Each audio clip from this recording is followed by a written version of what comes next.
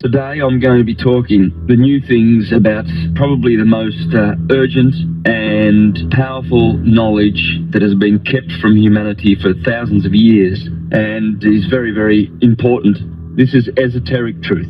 Exoteric truth denies this. Do you know about sexual alchemy? There's 33 vertebrae in your spine. There's 33 years in the life of Jesus Christ. Yeah. Substance that comes from your medulla, which is basically completely looks like the Ark of the Covenant. Has angel's wings around it. This substance comes from your medulla, makes the trip down your spine to your sacrum, which is the Christ coming down into human form. And if you don't squander that essence, that sexual essence, it ascends again and goes back up to heaven, which is your thing. It's also the story of Santa Claus. Why he comes down the chimney is because this juice or this whatever substance actually passes what's called the claustrum, which is where they got Santa Claus. So it goes down the chimney and back up the chimney. In the brain, in the cranium, there is the cerebrum. And in the cerebrum, and in particular the claustrum is sitting right there in the middle of the head, virtually. From the claustrum there is a secretion, brain fluid. And this fluid is an oil. And in ancient times, this fluid, in Greek it's called Christos. It's called the Christ. It's this beautiful fluid which comes from the cerebrum and pours down the spinal cord. It goes down the spinal cord and it reaches the sacral plexus, right next door to the sacrum, which are the 5 second bottommost fused vertebrae bones at the bottom of the spinal column. The bottommost portion of the spinal column is called the coccyx. Then just above that is the sacrum, 5 fused bones. So the sacral plexus is connected to the sacrum. And the fluid which comes from the cerebrum pours down the spinal cord and comes to the bottommost part of the spinal cord. Now, the claustrum is otherwise known as the holy claustrum, simply because of this beautiful oil, this Christos, that is produced and secreted.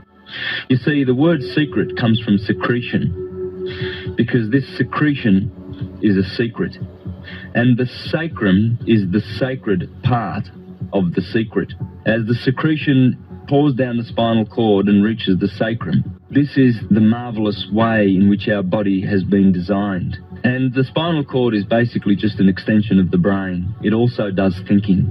And you see, the holy claustrum is otherwise known as the Santa Claustrum, because this fluid that goes down to the sacred plexus is a sacred fluid. This is where the story of Santa Claus bringing presents down the chimney comes from. It's a story of physiology, and the Bible is a beautiful manual of physiological regeneration. What happens with this fluid is that every month when the moon is in the sign where your sun was when you were born, every month there is a germ or a seed planted in the solar plexus, which is just above the sacral plexus. And that germ is the oil, the Christ, which is born in Bethlehem, because the solar plexus is otherwise known as Bethlehem, where the Christ is born. And that oil needs to return whence it came, in the midbrain. You see, as the oil ascends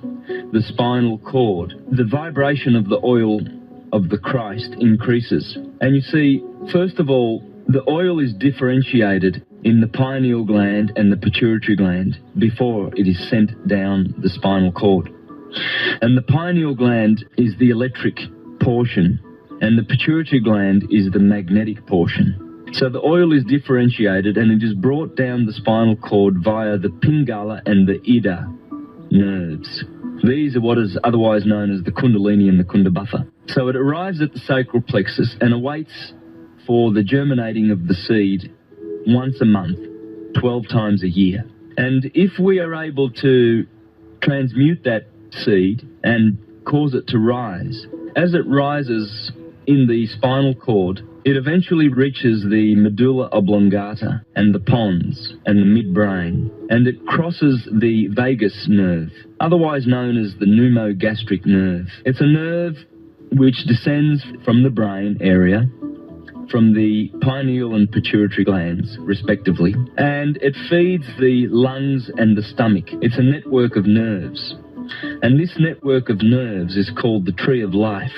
And you see, the ancients knew that this seed that is born in Bethlehem once a month is the Christ. And that if one were to abstain from sex during that period, that oil and seed would be saved, and it would rise. And it would burst through the heart chakra, through the throat chakra, and eventually the oil would arrive with its higher vibration, because you see at the bottom, the oil has a very low vibratory rate.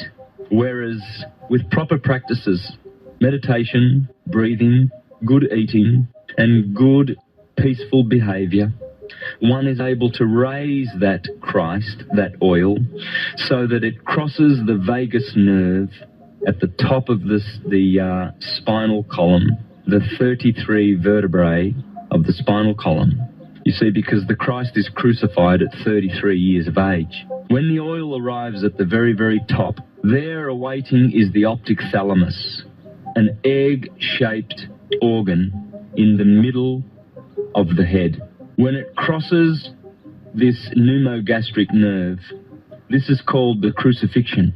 The oil is not killed and destroyed, but it is magnified 1,000-fold. And the oil then touches the optic thalamus, and for 2.5 days remains in a condition that is called dead, that is considered to be dead, and then reaches the pineal gland after 2.5 days and illuminates the optic thalamus and the pineal gland.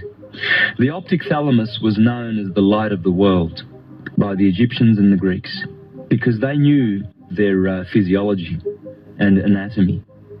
And they knew that this precious oil, which descended from the claustrum, from the cerebrum, and was differentiated in the pineal and pituitary glands, and descended the spinal cord, they knew that it would ascend eventually, and that the enlightened portion of mankind were able to cause this Christ oil to ascend, so that it would ascend to the optic thalamus and cause it to be lightened.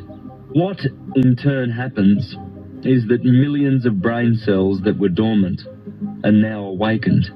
And you see, there are practices and there are things that are very, very detrimental about this oil. For instance, overeating and alcohol and sex practiced at the wrong time. These destroy the seed, and this is what is known as eating from the tree of life. Because you see, the ancients knew that once the oil is depleted because of riotous living, the fleshly organism dies. Death results from using up all of the oil. You see, the oil that descends from the cerebrum is known otherwise as the manna from heaven. You see, because heaven means heaved up. And the head, the cranium, the dome which sits on top of the torso, that was known as the heavens. And the heart area and the heart chakra was known as the Midgard, or the middle garden. And the generative area was known as Sodom and Gomorrah, the area of desire, animal desire, otherwise known as Egypt and hell and the world, etc. Whereas the Garden of Eden and the land flowing with milk and honey, that's upstairs.